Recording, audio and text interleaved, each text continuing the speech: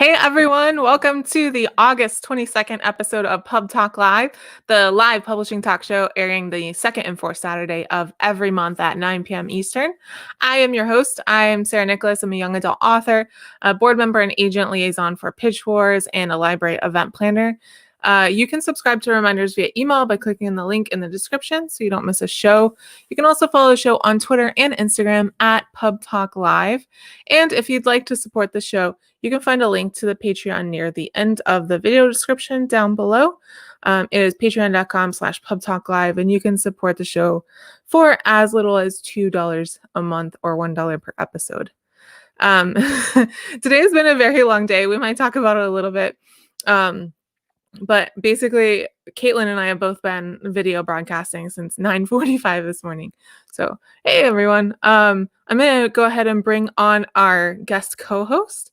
Savannah Brooks joined the Jennifer D. Chiara, I just realized I don't know how to say that name, team in 2018 as an associate literary agent. After interning for a year and a half, she focuses primarily in children's literature, representing picture books, middle grade, and young adult, both fiction and nonfiction, with the occasional adult commercial project thrown in. She earned her MFA focused in creative nonfiction from Hamline University and her BS in marketing management from Virginia Tech. As well as agenting, she works as a teaching artist at the Loft Literary Center and as a boxing instructor. So please welcome Savannah to the show. Hello. Hi. Boxing, huh? Yeah. Yep. I do mixed martial arts and I instruct boxing. That's really cool. Let's see who's here. We got some pubbers in the house. So late last year, some of my regular viewers, or maybe it was early this year, I'm not sure, named themselves pubbers. So so if you see pubbers, that's what they're referring to. You have a whole group name just for yourself. Yeah, I did. I know they did it live while I was live on the show one time, and I was like, "Is it what's happening? Did they just?" Heather's here. Hey, Heather, Victoria, Baker. So Jessica Baker comes on our weekly write-ins on Wednesday, and it's a long story, but we call her Ernie. So I almost said Ernie just there. Erica's with us earlier today. Cool. Thanks, Lodestar. Yeah, sometimes I wear the red glasses on purpose because they match the curtain behind me. It's nice. Your lighting is so nice. Mine is so thanks. Dim. Yeah. I got some box lights when I started doing the show, and they help a lot, but they're annoying, to be honest, to put up and everything. Heather said hi, Savannah. Lodestar said hey. Jay said hey. All right, everyone. Thank you for joining us today. Okay. I'm calming down now. It's so if you saw an announcement about the show last week, you might have seen a different name. We had some last minute scheduling changes, and both Savannah and Kaitlyn agreed to be on the show yesterday. So so thank them so much for being flexible and being so willing to just kind of jump in. I'm really happy that we pulled it out. Okay. Thank you for coming. So the viewer poll for today, if you haven't already voted in it, I'm going to drop the link in the discussion and you can go ahead and vote in it. And the question is, do you pay attention to celebrity book club picks? And that was inspired by one of our news items today. So maybe we should just go ahead and jump into news items. Sure. All right, so we're going to start off with some not so great news. June bookstore sales fell over 35% compared to a year ago, which is improvement over May when May sales fell nearly 60%. So it looks like maybe it's starting to recover, but not as quickly, obviously, as bookstore owners would hope. Yeah, it was interesting in June, the NPD group, and that's a group that puts out a presentation on publishing stats every single year. But they had, from the stats that they had from, February to May at that point, they had broken down the percentage of what sort of books people were buying. And it was just really fascinating to see. Obviously, you had a lot of people buying like youth nonfiction, right? Because suddenly they had to basically be their kids' teachers at home. Yeah. And a lot of like cool drinks and like fancy salads and, you know, things starting out. And then they quickly moved to like motivational learning and how to stay sane. So that was really fascinating. It'll be interesting to see, you know, maybe in fall if they do another like special timing, what those percentages are of what people are buying. Yeah. So long story short, buy from your local bookstore. Though, like, as long as it's a good one. I will say that there are some indie bookstores that are maybe not the best. But yeah. Just speaking from experience. You have some interesting, exciting news, some books that are doing well. Yeah, on the flip side of that, the book that just might save all indie bookstores is the highly anticipated Midnight Sun by Stephanie Meyers, which is the latest book in the Twilight saga. It sold more than 1 million copies in its first week, which I think is not like super unexpected, but you know, it's still like pretty crazy. The pre-orders for the book were the highest of any book in Hachette's history. Yeah. And the release, you know, it's showing that we do have these like big books, right? We have big sales that are still coming out despite the pandemic, which is very exciting. You know, working obviously on the industry side, it's good to see. I think this summer has actually been like a lot more active than people would have thought with sales. So good to see that they're still shelling out dollars. Victoria had a question. How does library impact sales? Did they buy during the shelter-in-place orders, or were library book purchases halted? I can say at my library, and I've seen a lot of chatter from other libraries, that they were not ordering books for months because they had no one on site to receive them. But they did increase their digital purchases because people were checking out digital books more. So I don't know like where that balances out, if it's like a 1-for-1, probably not. But yeah, bookstore sales were definitely down for a couple. I mean, library sales were down for a couple of months. Yeah. So, but we talk about like some of the books that are coming out now, some of the debuts that aren't necessarily like these big blockbuster books. They're having trouble promoting their book. They're having trouble selling their books.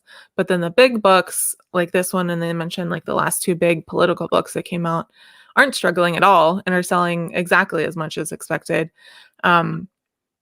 So I don't know what to do about that. Yeah. I feel like that's not particularly new, right? Unfortunately. And it's like from the agent side, it's like a pretty big, I don't want to say fight, but it's a huge part of negotiations, right? The whole, you know, hashtag publishing paid me conversation that we were having a couple months ago was very enlightening to a lot of authors, right? But also to agents. Like, we don't, unless you've done deals with editors previously, like you don't really know what those deals look like unless you're talking about that within your agency. And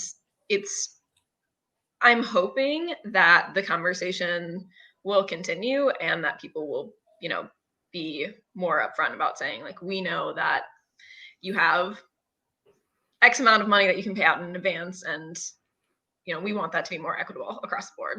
Mm-hmm. Yeah, I have several friends who debuted during all of this, and it's tough because if they're disappointed in their sales, they don't know if they would have been disappointed otherwise, or if it's because of the pandemic. And so it's just, I'm sure it's like really painful trying to figure out, you know, what you could have done, or if you could have done, or if you had delayed your book, would have been different, you know, that kind of thing. Yeah, and I feel like it's hard to just in the whole, I mean, across the board, but especially with Kidlit, right, where so much of it is going into libraries and schools and bookstores too, where you obviously aren't having that. And we're trying to do virtual communication and replicate what that relationship might be like with those different people, but it's not going to be the same, right? You're not physically there in front of them. Mm-hmm. And so that's tough. That's the hard thing to lose out on. Lodestar is using Midnight Sun as his mouse pad right now. Fashionable. All right. So moving on. Sorry, there's a bug in here. Amazon last week revealed that it will start streaming podcasts on Amazon Music and Audible, but had said in the terms and conditions that, quote, your content may not include advertising or messages that disparage or are directed against Amazon or any service. After a quick and fierce backlash, they quietly removed the condition from the terms. When I saw this term and condition, by the way, my first thought was like, well, there goes any publishing podcast. Yep, it is so quintessentially Amazon to try and do that like they're making it too easy for people to talk about them. Yeah. It's like no, we're not this evil, horrible company, but you can't say bad things about us or we won't distribute your work. We're going to make sure you don't call us evil and bad. I know. Because even the publishing podcasts I listen to that are very Amazon friendly, they still have some criticism of Amazon because you can't especially be a self-published author and have 100% positive opinions about Amazon, you know? Oh, yeah. I just think, I mean, even if you're a reader, right? You look at how much books are selling for on Amazon, and from the consumer side, that might be pretty nice, right? It's nice to pay $8 for something instead of $24, but I think it's pretty impossible not to do the mental math to see how that's affecting authors. Authors prefer you to buy their books elsewhere, right? From indie bookstores. Obviously, if $8 is the amount that you can spend on a book, that's fantastic. We want readers just across the board, but they're not super. I don't think that Amazon considers writing as an art like bookstores do, right? Yeah. Yeah. Well,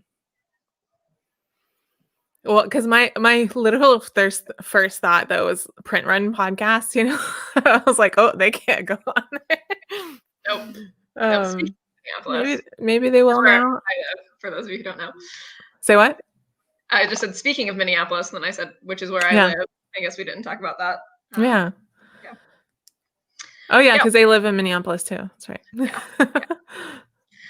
In more positive, I feel like we're just you're doing all the bad news, and I'm doing all the good news. This is great. I'm used to it. Yeah. Good news again, talking about YA books, once again, sticking with that. So Leah Johnson's You Should See Me in a Crown was chosen for Reese Witherspoon's book club. It was the first young adult pick of the club. So now it will feature a YA selection every month, which I think is fantastic for 100 reasons. I'm obviously extremely biased, but You Should See Me in a Crown is an incredible book. So it's just, big sales, right? Big sales coming people's way, which is what we like to see. And it's just such a joyful book, right? Which I think that a lot of us need right now. Yeah. Yeah. And this inspired the poll of the week. So we'll probably talk about that at the end of that episode. But it's when a book club like this chooses a book, it means a lot of things for the author, right? Like financially. And but then I feel like none of my writing friends really care about celebrity book club selections. Like they care, but they don't care. It doesn't influence what they read, like some people do. So we'll talk about that more later. But it was really good. And she's going to be adding a YA pick every month in addition to an adult pick. So I always love when, how do I say it? When people validate young adult, people in powerful positions validate young adult. Yeah, as two grown women who work in the young adult sphere, now some of my adult friends might be like, yeah, I did read that book. Yeah. Heather said You Should See Me in a Crown was the diversity in lit book club's pick for September. Cool. All right, so is it Hachette or Hash? I say Hachette. Hachette. Which I think is right. Kaitlyn's saying, yeah. Okay. Yeah. I just realized, have I been saying that wrong my whole life? Anyway, Hachette Book Group announced that they will not require employees who are able to work remotely to come into the office, quote, for the foreseeable future. They will give employees at least 6 weeks notice when they'll need to return. And a lot of publishers are making similar announcements right now, but the reason why I thought this one was notable was the 6 weeks notice. Because I know some employers, I'm not going to name names, they're like, you can work from home, but we might call you in tomorrow. So like, don't get comfortable kind of thing. Yeah. But I like this because it allows people to like plan their lives, you know, like, especially parents, you know, six weeks should be enough time for them to arrange whatever they need to arrange. Yeah. And for people who left Mm-hmm. city, Yeah. right? A lot of these people are living in New York. A lot of people, when they realized they wouldn't have to come into work, left to stay with their parents or stay with friends where, you know, Yeah. living is generally less expensive. Yeah, this has been a trend. I think Macmillan was the first of the big five to make that call, maybe like 6 weeks ago, even now. And it's, I think, just generally like very good to see. I know I had editor friends who were pretty stressed out about the idea of like having to fly back to New York, you know, and start working. And I think the hard thing too is when you're in a big city, but New York especially, you can do all the due diligence like within your headquarters, but people are still taking public transportation, right? Mm-hmm. And you can't control that. And so that's just like an added stress that editors who already are pretty stressed out, I think, generally because they work so much, just like an added stress to their life that's not necessary. Yeah. They did say if you read this is a good time to mention all the news items that we're talking about. If you haven't watched the show before, they'll be in the description right after the show ends. So I go ahead and post the link so you can read more about each of the items if you want. But they did say in the article that they do have their offices open if people need to work in the office. So basically, if you decide that you want to come into the office, they'll keep it open, but they're looking at 10 to 15% capacity. Which is interesting because we had an author event at the library on Thursday, and he was talking about, he's a university professor, and his wife, I'm not sure what she does. She's a teacher, maybe, or a psychiatrist. I'm confusing conversations now, but and then he has kids, and so everyone is just like in the house at the same time, and he's having trouble writing because it's just like chaos basically. And so what he started doing, because he has the schedule flexibility, is he will stay up late and sleep in the morning, and so late at night after everyone's gone to sleep is his writing time. Mm-hmm. So I can imagine some people are in a situation where it's very difficult for them to get work done at home. Yeah, I think the option to have a space to go into is extremely helpful. I don't have kids, right? I live with one other person. I live with my partner, and we have 2 floors, and it's still hard for us, right? So I can't really even imagine having like miniature versions of myself running around. So it's nice to have that option, but good to not feel compelled to take it. Yeah. For me, it's been just because I work a different job full time and then I come home and write, I used to come home and write. Now it's all happening in the same space. And so it just feels like I'm sitting in the same place working for 16 hours, you know, which I was still working that much before. It was just like there was not that separation, you know. Oh, yeah. No, I'm doing everything. I work a part-time job at the Loft Literary Center also, and the Loft is in downtown Minneapolis, which is like, I don't know, a 15-minute bike ride from me. Yeah.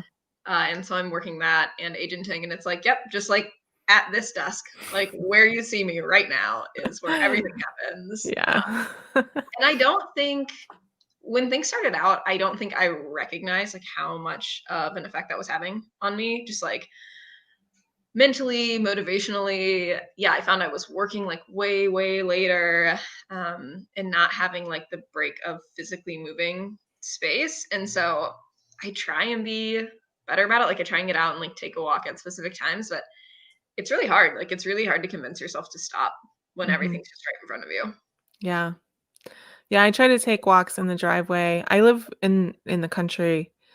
So my long walks, like my exercise walks, I have to take at a certain time because if I take them too early, it's too hot. And if I take them too late, there's no street lights. So Oh, yeah. Very dark. so like mine's dictated by the sun. Nice though.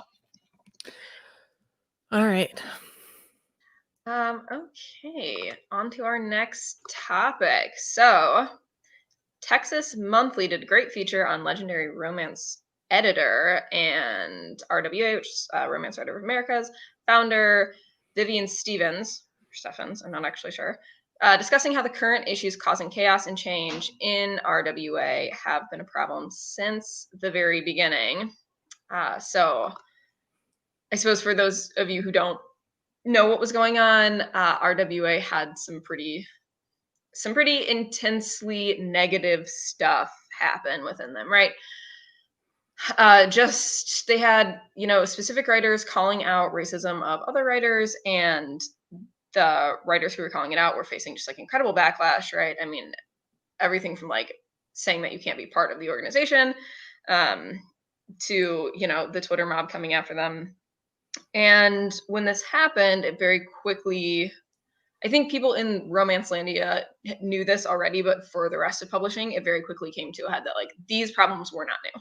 Like these were things that have been going on for a long time, which horrible, right? Like, I don't know. I feel like Yeah. there's no way to say it without it sounding understated. But people were just feeling like like a lot of the white writers could be sort of predatory of their identities, right? And could be as stereotypical as they want, and could be as like subtly or sort of blatantly racist in their writing as they want. And that RWA was not providing a platform for them to be called out on it. And then when they were called out on it, it was sort of the classic like white woman tears to punish the people who are calling them out. So that all just like, fell apart this spring. Yeah, this spring.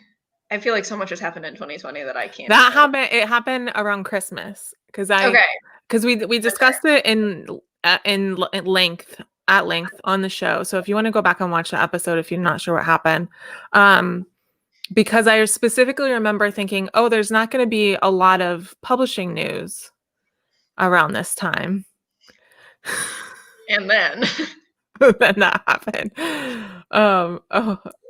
Kaitlyn, I think Kaitlyn's computer froze and then she came back in. So, all right. I was like, why is there two of her? Okay.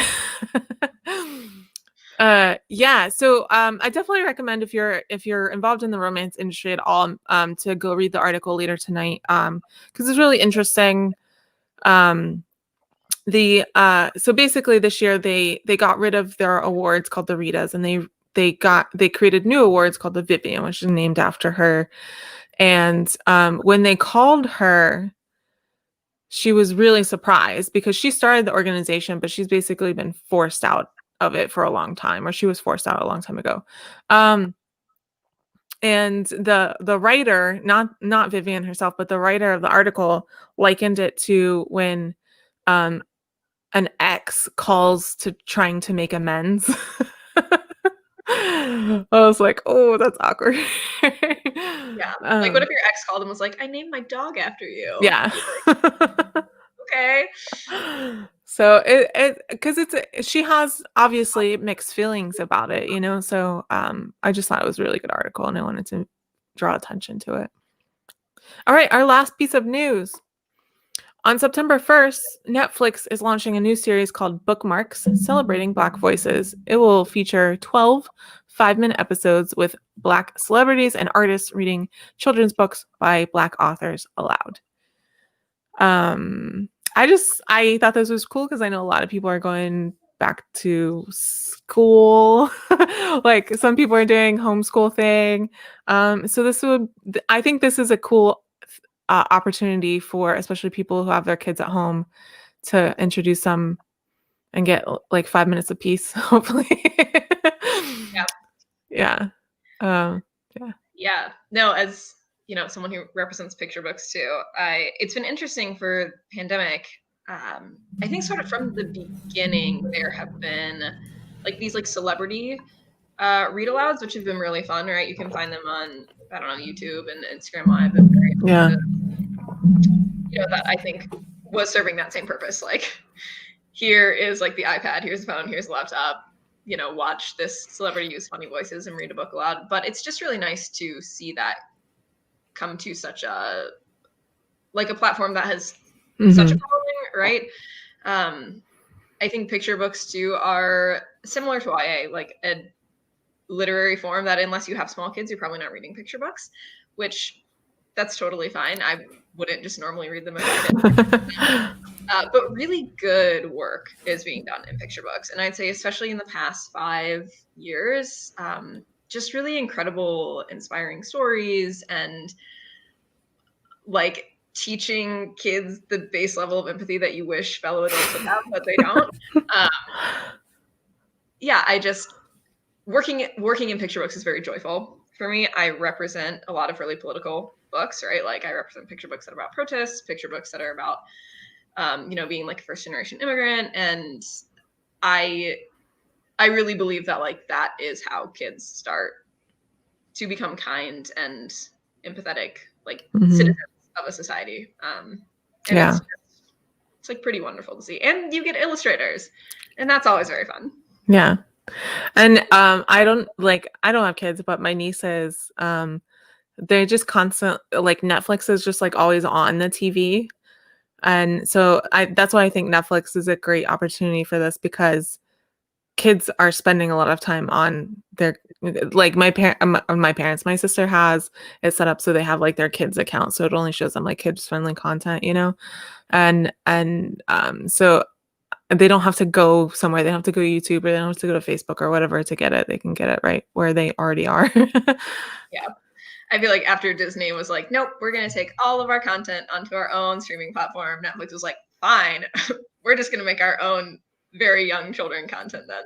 Yeah. And they have a lot of shows that my niece loves. So, by the way, so Kaitlyn and I have been doing this writers conference today. Maybe I should wait until I bring Kaitlyn on to say this, but we've been doing this writer conference today. And so I had 3 panels. I think she had more. And then, so I've been at my sister's house. So anyone who hasn't watched it before, I broadcast from my sister's house because she has way better internet than where I live. And so I came this morning for the conference and then have just stayed all day.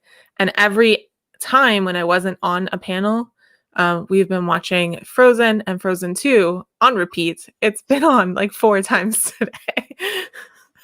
Okay, yeah, but that little lizard in Frozen 2 is so cute. Oh, yeah. I can't remember its name right now. And I love Lost in the Woods. That's like my favorite part. And so every time my niece like comes to get me to make sure I don't miss it. All right. We're going to bring on Kaitlyn now. So after receiving a BA in Writing, Literature, and Publishing from Emerson College, Kaitlyn refused to leave the concept of nightly homework behind. A literary agent for Bell Castro Literary Agency, she is also a freelance editor at her own company, K. Johnson Editorial. Kaitlyn started her literary journey as a copy editor for academic publisher Code Mantra, a YA editor for Accent Press, and a conference assistant for Grub Street, Boston. So please welcome to the show, Kaitlyn. Oop. Sorry. There we go. Can I just say, Sarah and I went and saw Frozen 2 in theaters together. We did. That's why I said I should wait for you. And Lost in the Woods was freaking hilarious in theater. I loved it so much. Because I used to babysit this kid who literally would play Tangled nonstop, and luckily I love Tangled and I knew all the words, and she'd get so angry that I could sing all of Rapunzel's part. Oh my gosh. Yeah, I remember that scene, the Lost in the Woods scene. I was just like grinning like a child. I was like, this is each other, we're like, what is this? Yeah. And so my nieces are 5 and about 19, 20 months. And the youngest one sings all the songs, but like not with words. But like she knows the cues and everything, So Oh, Lodestar said Jay and him saw Frozen 2 together too. Bloody movie. Yeah. It was like one of the last movies I saw in theaters. Yeah, that was. Yeah, so welcome, Kaitlyn, to the show. Thank you for joining us. When I realized very late Thursday night that I was gonna have to get someone else, I was like, who can I text? And let's go. I texted Kaitlyn. Like, who can I send a message to in a Slack channel? Yeah. I was like, who are my connections? Oh, that's right. Yeah. So thank you so much for coming on, especially because we've both been doing stuff all day today. So it's been a day. It's been a good day though. It's nice to actually have like people see me today, since the camera's just been weird all day. Oh yeah. Yeah. So I got gussied up for something at least. They required us to use their background in Zoom, but some, I guess, video processors can't do the background without a green screen. And Kaitlyn's the lucky one. Did not like me. I was see-through. You could like holes for eye. I was a wraith. She looked like a ghost. It was great. It was great. For 3 panels, that was what I looked like. So it's nice to, have everything going. I said I did this spirit and I should let Kaitlyn do that part in the parking lot after and Scared of Family. I just think that's hilarious because that's how my youngest niece requests that movie be played, is she starts singing those notes.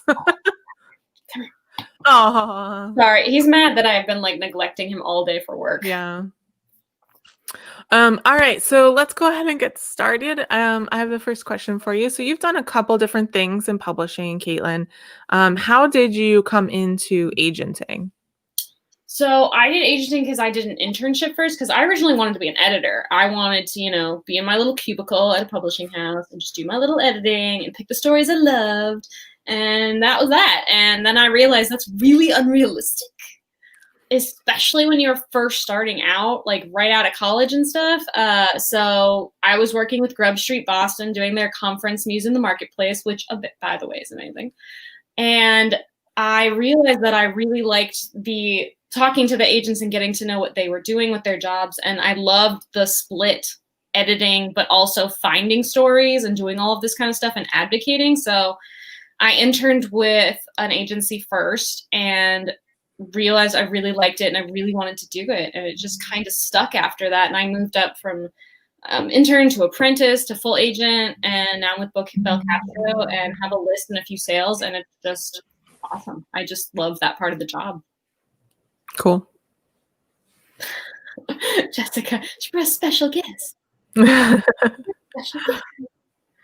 So speaking of, publishing and working as an agent, how have you seen the industry as a whole coping and responding to the pandemic? What's changed from February to now?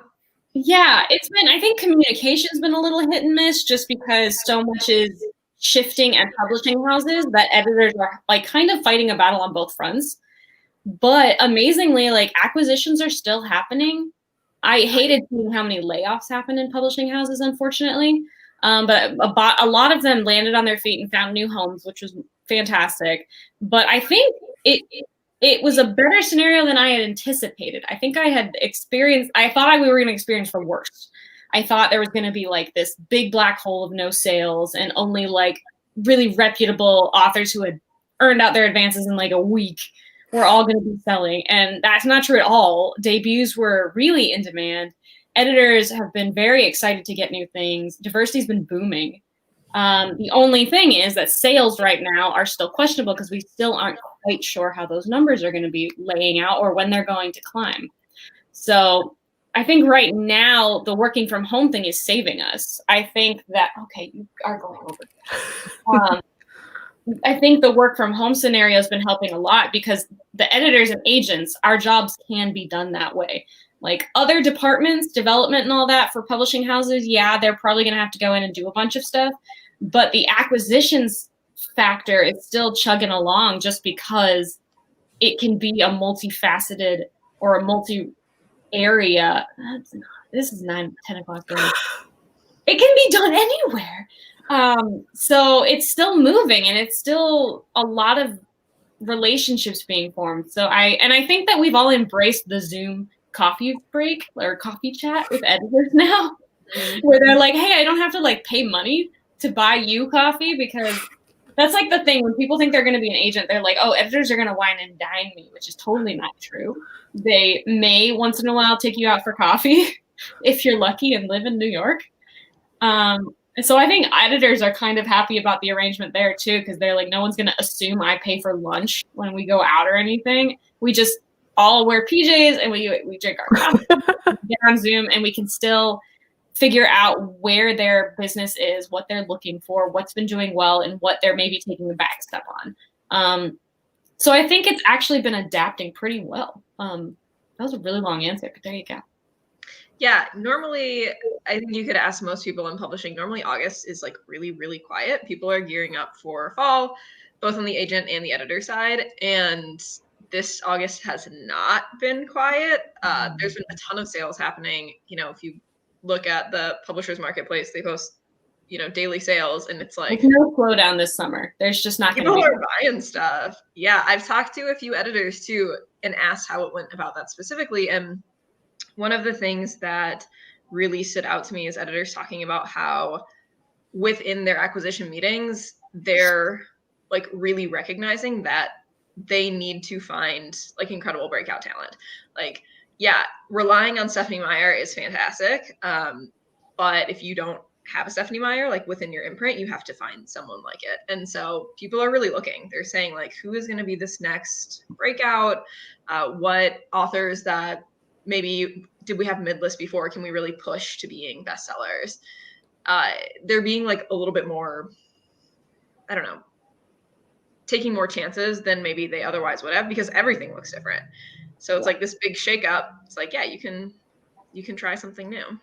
Like, oh, the world is ending. It's fine. Just do it. I think that whole like, is the world going to end or not thing? Like that unknown is different in publishing right now. It hasn't really been a factor for us since, you know, queries were sent by mail. So the publishing industry is I feel like they're all also trying to find their front runners for when this does bounce back, because they want to be that house that brings back literature, maybe? Yeah. They want to be those big names. So when it does bounce back and people are starting to buy like normal, they want to be the name on everyone's lips. So they're really hunting right now. Cool. Yeah. I like it. Insight, y'all. It's also like clashing right now though with like the summer break where people go on their like, even if they're staying home right now, they're on their out of office vacation. So now it's that clash of like, I want to buy your stuff, but I'm away for 2 weeks. Sorry. I did see someone, I can't remember who it was, a publisher had officially extended Summer Fridays to yeah, the end of the year or something. I saw, I don't know. I think I saw an agency recently. I think that's not, they're like ending Fridays early. Mm-hmm.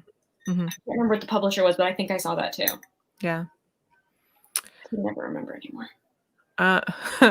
Side note, so we do this like staff training at the library every year. It usually happens on the Friday of Veterans Day, and so it's, you know, all the library employees in one building, so we're not doing that this year, obviously.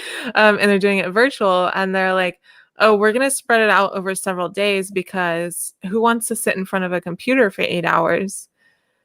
And my entire team who sits in front of a computer for 8 hours every day is like, yeah, who wants to do that? Like, way to dump on us right now, bud. Like, I was thinking that when you two were talking about doing 2 jobs at home, because I was like sitting here and I was like, that's my everyday. I full-time work at home all the time, and I do freelance editing usually and emails in the morning till like maybe 1 o'clock-ish, and then I do agency work until, you know, I'm either done or burnt out. So like you guys were talking and I was like, this sounds familiar. Yeah. I don't even have a good office chair. That's my main problem, is like I have a dining room table chair. Yeah.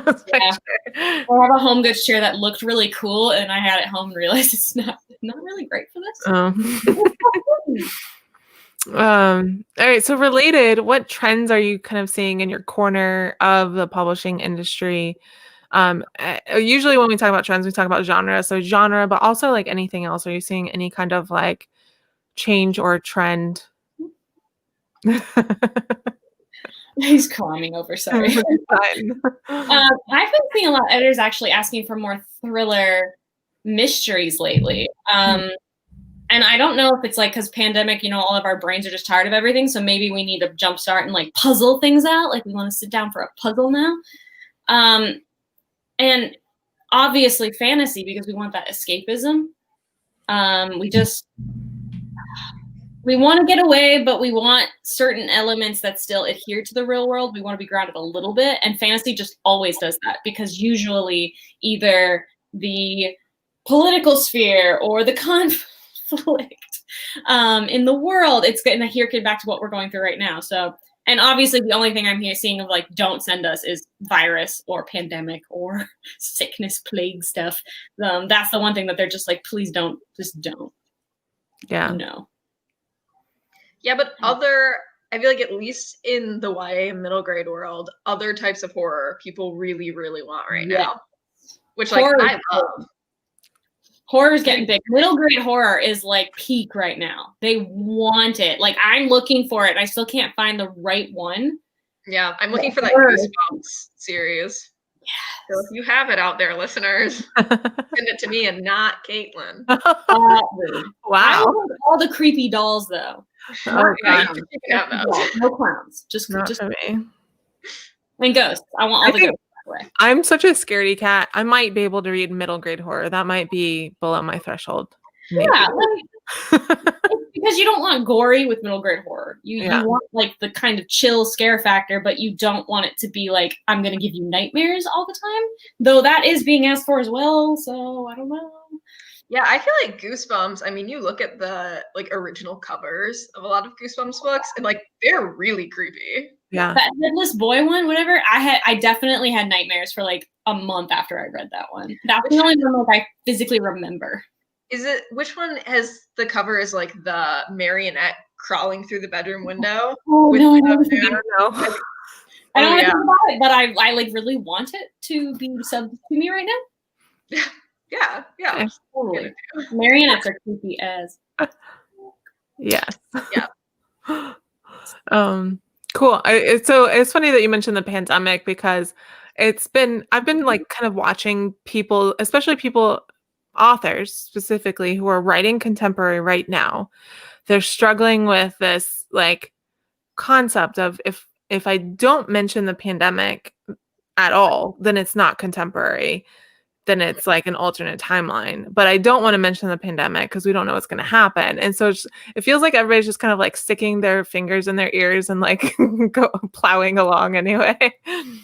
Yeah, it's hard to say what writers should be doing right now because this is a pivotal part in history. But I feel like if your book's not about that part in history, we're not looking for you to be talking about it or putting it in your world building. Yeah. It's hard because, again, like you said, we don't know what's going to happen.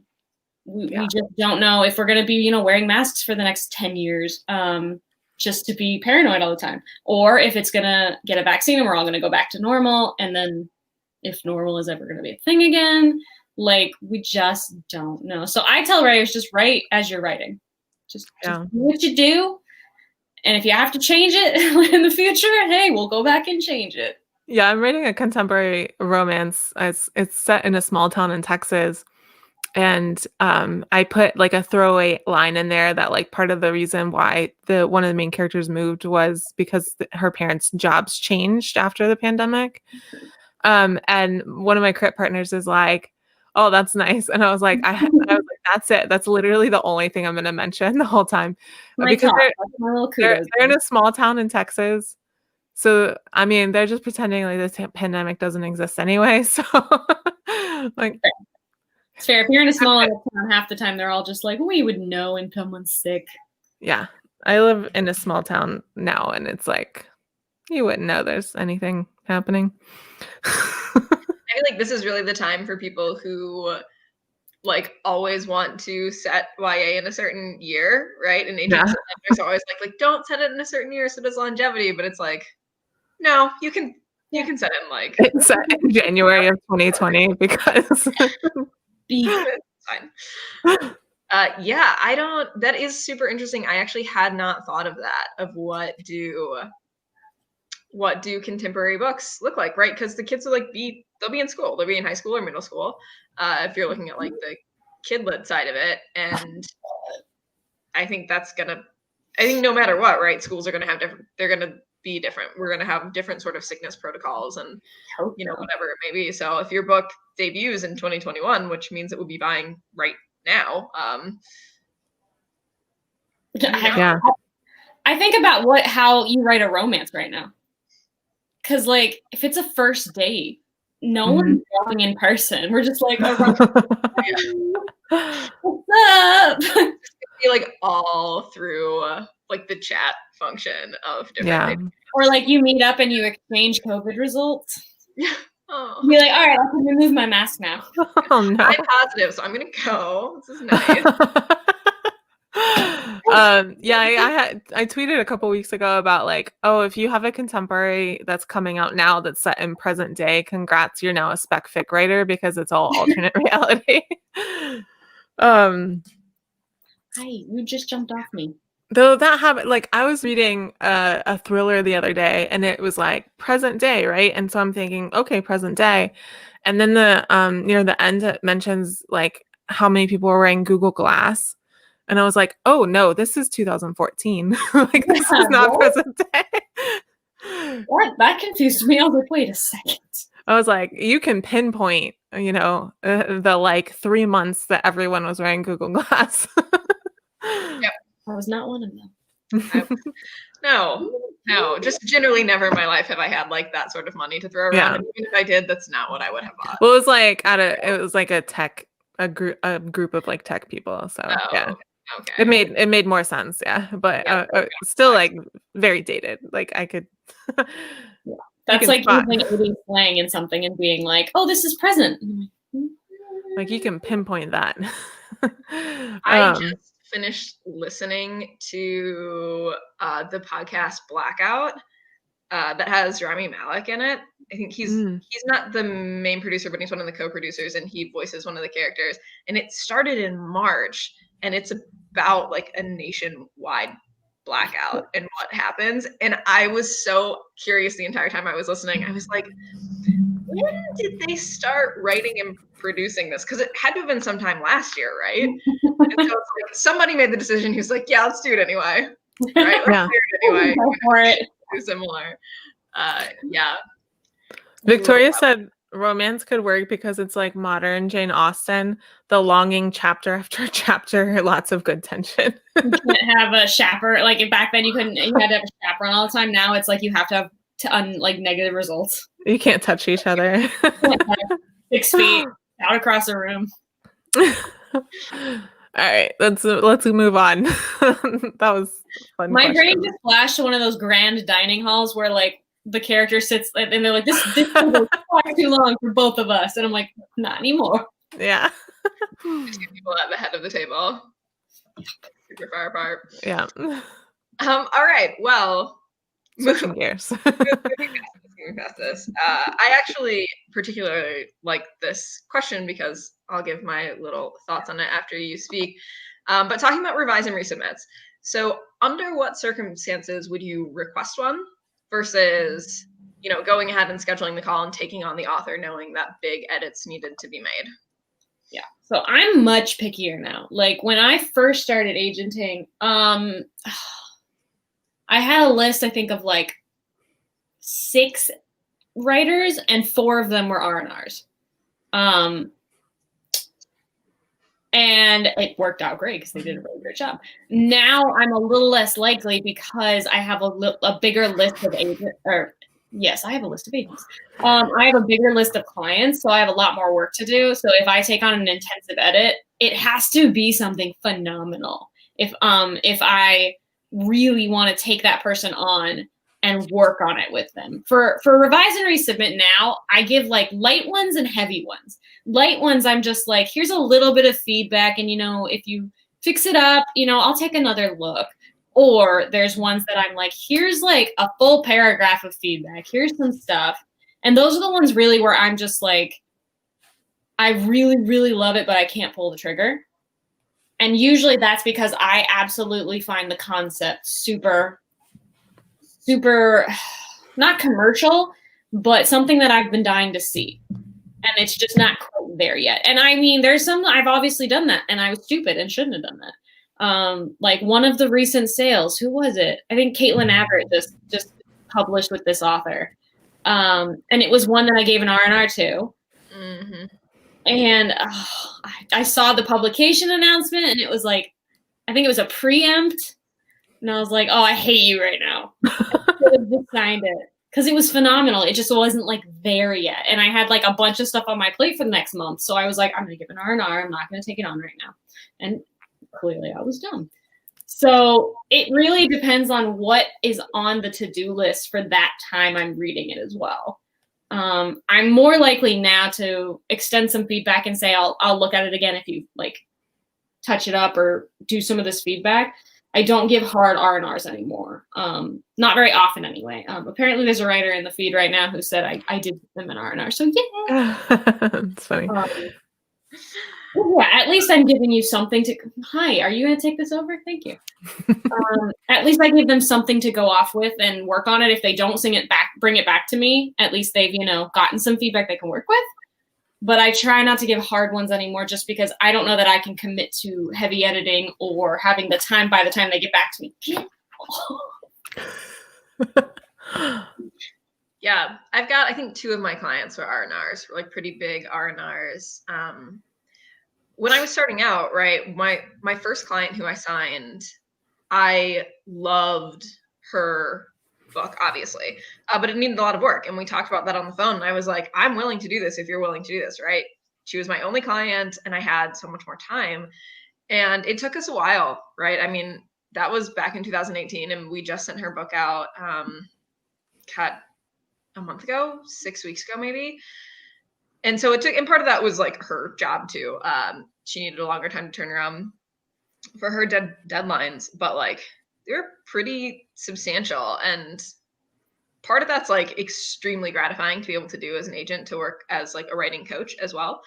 But now, yeah, I mean, I have 13 clients and I don't have like time to do that. I will say I do a ton of R&Rs for picture books. Like it's so much simpler to give feedback, right? You give like 4 or 5 pretty detailed bullet points and then you're like, this is what needs to happen. I mean, yeah, I could see that, definitely. I mean, I feel like I do that with middle grade as well, because you can read a middle grade pretty quickly. So I can totally see sending out a bunch of them for picture books and be like, your concept is awesome. So here's what you gotta do. Like, I'm pretty sure I in this past week requested 2 different R&Rs for picture books. And I think too, because with shorter works, obviously it's a lot easier to figure out like what's not working, right? When you're looking at a YA, you're looking at an adult length work, it's like, there's a lot. This could have fallen off the page at any point, right? Whereas a picture book, you're like, all right, we've got 400 words. Figure this out.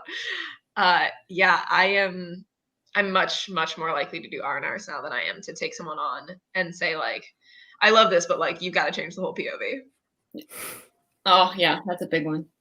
Yeah, I have noticed this pattern where it's like the newer agents seem more likely to take on a client that they think needs a lot of work before they can go out and sub. And I was just talking a couple weeks ago to a very well-established agent who has rockstar clients and is very busy and everything. And they told me that they pretty much won't take on a manuscript unless they think it's like almost ready to go out and sub as it is. And that's just because they have less time, right? I think like on the call too, because like, yeah, if I talk to the writer and I say, okay, what other things do you write? What other things are in your list right now? Or maybe you're starting on one already, and you can tell from the book you've already read that they have a lot of talent and they have a lot of potential, and then they give you like a couple pitches and you're just like, these are fantastic. then sometimes my brain goes a little bit into the, okay, I could offer and work on this because I know at least the next one's coming up. Even if this one doesn't sell, I know we've got potential coming in the line. Because I know, like, ZR is one of my clients, and when I requested his through DV Pit, it was an R&R, and then he did the R&R, and I was like dreaming of his book, and that book didn't sell. We're still gonna go back and work on it because it's still amazing, and he has so many ideas for it. But like that one didn't sell, so he sent me all these pitches of what he wanted to do, and I pointed to one. And I was like, that one. That's the one to do. And that's the one he sold to Macmillan. So like you can tell when the writer has this way of themselves or how they can work and their talent and their voice. You can kind of tell when, even if you put a lot of work into them right now, you know down the road it's going to be something great. Yeah, I mean, that happened with me with one of my authors who I took on an R&R. The picture book that he subbed to me, we went back and forth on it a couple of times, and the book that we ended up going out on sub first was a completely different book. And with picture books, obviously it's easier, right? You have a shorter turnaround time, but I ask people in their submission, like when they submit to me, because I use Query Manager, I ask them what other books it is that they're working on. And that's one of the reasons I want to know, right? Is if I think a project has really good potential and then I read it, I'm like, I don't know, it's not really quite there. Like clearly you have a lot of talent, but for whatever reason, this project probably isn't going to be a huge commercial success. But then like their next project, especially if there's someone who writes YA and their next project's middle grade, right? Because YA is kind of struggling right now, is like, oh yeah, you have the talent and you know, you like your vision for your whole career is matching up with what my vision is for it too. Yeah. Yeah, it's funny you mentioned YA to middle grade, and I see a lot of people doing that. But lately, just especially in the last 2 months, I've seen a lot of kind of like mid-list YA authors selling rom-coms, adult rom-coms. Rom-coms got huge in demand. Yeah. Because we still want that like humor in our lives because we don't have any humor. I know. We watched Princess Diaries 1 and 2 this weekend, so trust me, I know. Yeah, so that I definitely see that. And I know I've been telling my authors that like middle grade is where it's at right now. It's the next, I've been saying this for 2 years, but you know, I called it 2 years ago that middle grade was going to be that, and now it is. But yeah, I talked to my YAers and I'm like, all right, this is what we're doing. Like, this is what's on demand. And they are very good at adapting. So like Savannah said, when you talk to them about their list of what they've got coming or ideas, to see the adaptability there is a really good, Lord, this puppy. It's fine. It's a really good sign that they know the market a lot more than some writers do, which makes your job just, you know, a little bit easier. Yeah. And knowing the market's kind of hard, right? Because the books that are publishing today were bought 1.5 years or 2 years ago. But just having that sense of like evergreen content, I like to think of it, of like these things are always going to be in demand. And then if you're on the phone with the publishing professional, right, and you're getting a really good vibe from them and you get along really well, and you know, the things that they have said to you previously lead you to believe that they're pretty knowledgeable about your job, that it's like very important that you trust them too, right? So having someone say, like an agent say, yeah, this seems really great. You know, middle grade is like selling a lot better than YA now. So like how could we work with this project, or how could we maybe go to your second project to try and write to what is more commercially appealing to people right now at this moment. That's always a good sign on that call. Yeah, I know we get at Pitch Wars, we see manuscripts that kind of could go either way. Like you could make this into a middle grade, or you can make this into a YA. And previously the swing has been up, but I wonder if that may change, where you see more people trying to go. Do you know how long I've been yelling into the ether for that? Like, I had a client who wrote a young sounding YA. So because originally it had been middle grade and we realized it shouldn't be that. So we aged it up and we did the voice better. And they're like, this is just too youthful a YA. And I'm like, that's because it's like in that murky area, like 14 years old, none of you seem to want to touch. Mm-hmm. I'm like praying the pendulum to go that way. Yeah. In other markets, what is it, UK? Correct me if I'm wrong here, Kaitlyn, but it's the breakdowns aren't middle grade and YA. It's like there's a break between in there that's like teen. Yeah, right? there's So like teen, and it's so much clearer. Yeah, and so there are just no books written for freshmen in high school. Like, sorry, we're all pretending that you don't exist.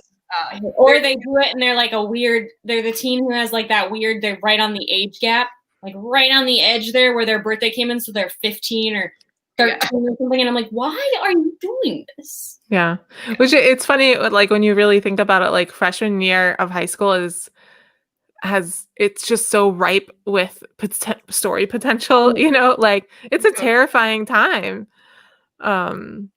So yeah.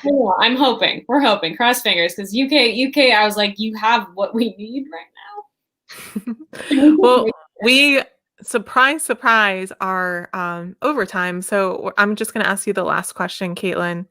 I mean, like, it's no surprise that, you know, a show with Kaitlyn, and I just met Savannah, but I feel like we're all in the same boat here. We could probably just talk for like hours, but I don't want to make people sit and watch the show for hours. All right. So what is the most important book you've ever read and why? I don't know that I can say ever read, because I feel like it changes every time like humanity changes. I feel like in the recent times, the most important book I felt I read was The Thing About Jellyfish for middle grade. Because it's a quiet book, which we all talk about how hard they are to sell in general. But it talks about kids understanding grief or loss and like how they compartmentalize it in their heads or try to reason it. And especially with what's going on in the last few years, I feel like it was such an important read to get out to kids and to adults as well. Like, it really hit me hard too about the ways you can twist something, you know, to make it not true or to be like in denial of something. So I thought The Thing About Jellyfish was absolutely amazing, and the message and the voice behind it was great. I feel like Darius the Great is really good too. Like, it wasn't my cup of tea. The voice wasn't quite me, but like just from reading part of it and understanding what the book's about, I thought it was amazing. And no surprise, I picked middle grades, but I think those are the two that like come to my mind first off. I have a whole class structured. It's a class about using like research in fiction, and the whole class is structured around The Thing About Jellyfish, because the way that she like uses facts in the book is like, it's her entire character arc. It's very masterfully done. Anyone listening hasn't read it, highly recommend. So good. Nice. All right. Well, Kaitlyn, thank you for joining us today. And we just have a couple of things we're going to do before we end the episode, but we'll say bye to Kaitlyn. Thank you for coming.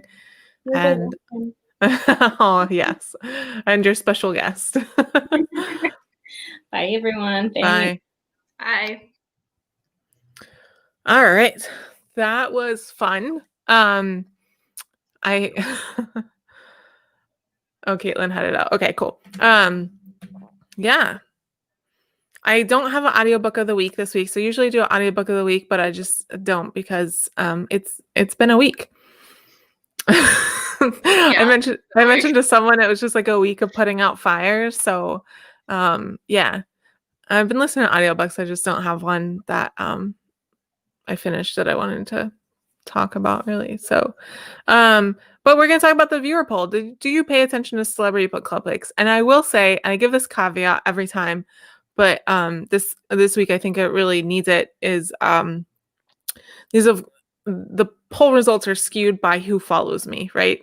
And so the people who follow me are usually writers or industry professionals. So we you know, you see a little bit maybe different results than you might would in a general public setting. So I'm going to pull up those results now. There they are. Coming up. Okay, cool. So we have 69% said not at all. 25% said a little bit, and 6% said yes. That kind of surprised me, though. It went away. Just thinking about, like, especially because so many bookish, right, on all sides, readers and writers and publishing professionals do follow you. it was surprising to me that so many people said no, right? Yeah. Like, I don't always read. I will say that I have read quite a few of Reese Witherspoon's book club books, but I don't always read them because I'm usually reading like YA middle Yeah. grade. But I at least like know what they are. Mm-hmm. I feel like I pay attention to them because I think it's just like an important piece of knowledge to have if you're paying attention to the industry. But I'm not going to go out and buy a book or read a book just because it makes it to one of the lists, you know? And I think that's what probably the people who are saying a little bit were saying, is that they know, but it's not like a huge decision factor for them. Yeah. Yeah, that makes sense. But I was surprised a lot of people just said no entirely, but I try to know as much as I can about the industry. I'm kind of like obsessive about it. And so it's like, maybe I sometimes I have skewed ideas of what people know about the industry, you know? Yeah, I guess I don't know, like to the average folks out there, I don't know where people get their industry news, right? Like I get Publishers Marketplace, like 2 different emails from them every single day. Me too. My Twitter feed is just like news and industry news, and like people who make me laugh. And that's where I get everything. So I'm not really sure where all this shows up for other people. Yeah. Probably just Twitter for a lot of them. All right, so the last thing we're going to do is the book/reading quote of the week, and this one is from Mario Vargas Llosa. Is that okay? I couldn't tell if that was an I. It looks different on my document than my other screen. Anyway, writers are the exorcists of their own demons, and I actually saw a writer today, say something very similar to this. So that's funny, ironic. I chose all of these back like last October, by the way. So they're a surprise to me when they come up. I don't know what they're going to be. Feels very fitting right now. I know, right? Yeah, I remember the episode where we discussed the RWA debacle. It was like really, it was almost like I chose it for the episode. I was like, I had no idea. So yeah, cool. All right. Thank you, Savannah, so much for joining me today. Especially for just kind of jumping in and like we don't even know each other, and you're like, yeah, sure, I'll come and do this why not? Weird thing. That's cool. Yeah. No, thank you so much for inviting me and having me on the show. It's always fun to talk about industry stuff, right? Yeah, I love it. Yeah, when I first created the show, my goal was to like, you know, the conversations that you have at con that just kind of like wander and like you talk about all different kinds of things, and you learn things. You learn more in those like side conversations at conferences than you do maybe in the workshops themselves. And so that's kind of what I wanted to replicate a little bit, but broadcast it when I came up with the show. So yeah, I feel like now, especially people, like when I have these Zoom lunches or coffee breaks with editors, we'll be like 45 minutes in and realize that I haven't asked them what they're looking for at all. Like I haven't soft pitched a project at all. Everyone just like wants to talk, especially about publishing, because that's all we ever talk about, and no one's seeing each other. Yeah. All right. Thank you for joining me. Have a good night, and I'll see you on Twitter. All right. Thank you everyone for joining us tonight. If you enjoyed the show, don't forget to like and subscribe right down there somewhere. And also tell your friends if you like the episode too, and share it. This show will live on this link forever, so you can share it with your friends and they can watch the replay. Don't forget to subscribe via email by the link in the description. And also, if you want to support the show, you can do that at patreon.com/PubTalkLive for as little as $2 a month. And the social media for our guests are in the description. And that's pretty much it. Thank you so much for watching, everyone. Please stay safe, wash your hands, wear a mask, take care of yourselves, and we'll see you. Oh, I want to mention the writers, the Wednesday live write-ins virtual write-ins. Yeah, they're continuing on at least through September. So make sure you keep tuning in for those every Wednesday at 7 or in some cases 8 p.m. Eastern. And the guests for the next episode, which is the second Saturday in September, whatever day that is, it's going to be Juliana Brandt and Aaron and Trada Kelly. So they're going to be here in September. So I'm really excited for that one. So hopefully we'll see you back in 3 weeks, since there's a 5th Saturday in August. And have a good night, everyone. Bye.